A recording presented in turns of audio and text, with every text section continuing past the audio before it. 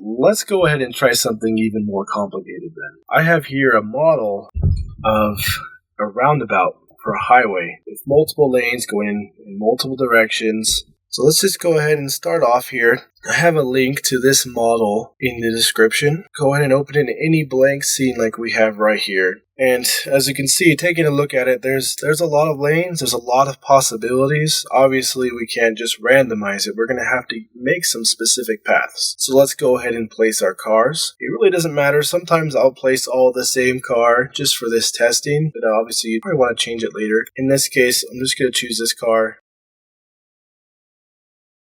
and just place them on, let's go with this lane. We're going to make a left turn onto the highway. And let's just go ahead and set up our car layer right now. So as we place the cars, they'll already be in this layer. So let's create a car out there. Let's create a car right in the start here. Don't worry about the orientation just yet. Let's just try to get a nice evenly spaced. And there we go. That was a good starting space for our cars. And now we want to orient them just so we can really see where they lie on the lane. We know that the advanced move will move them regardless in the direction we want, but if they're hanging off the lane like this one, then it can cause some issues.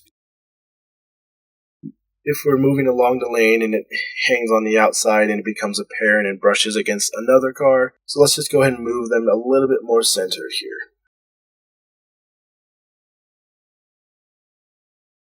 So let's go ahead and just create a new scene right here. Let's get a nice view from the top.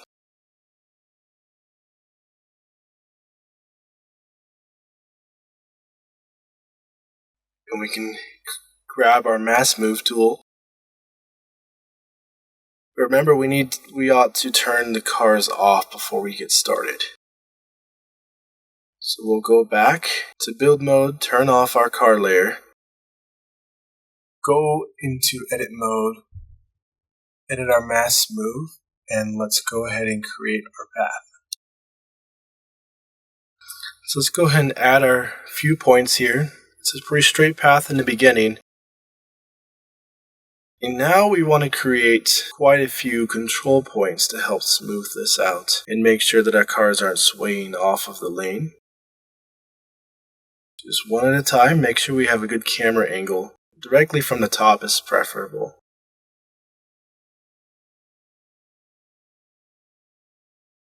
We're just going to follow straight down this lane a certain distance to right about there. We can move this in a little bit, keep it in the center of the lane. Set up our path with thickness. And we have to go ahead and smooth all of these. Let's just speed this part up.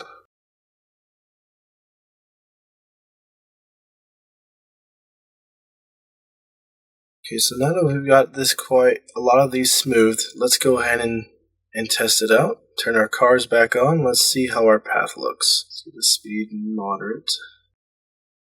Now I'm noticing the cars might be a little too jerky, a little jerky for my liking. And so what I think I'm going to do is I'm going to add some more control points by holding control in here, modifying the smoothness. Yeah, let's add some control points. I'll speed up for you guys, just to make sure as we smooth all of these.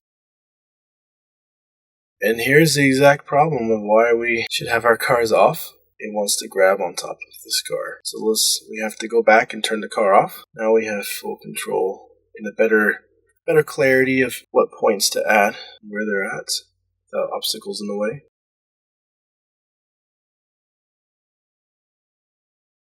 Sometimes you might just want to separate the control points a little bit.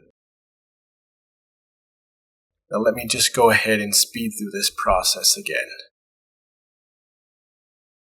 Okay, now that we've got all our points we want, and we've got it nice and smooth, let's take a look and see how our cars are looking now.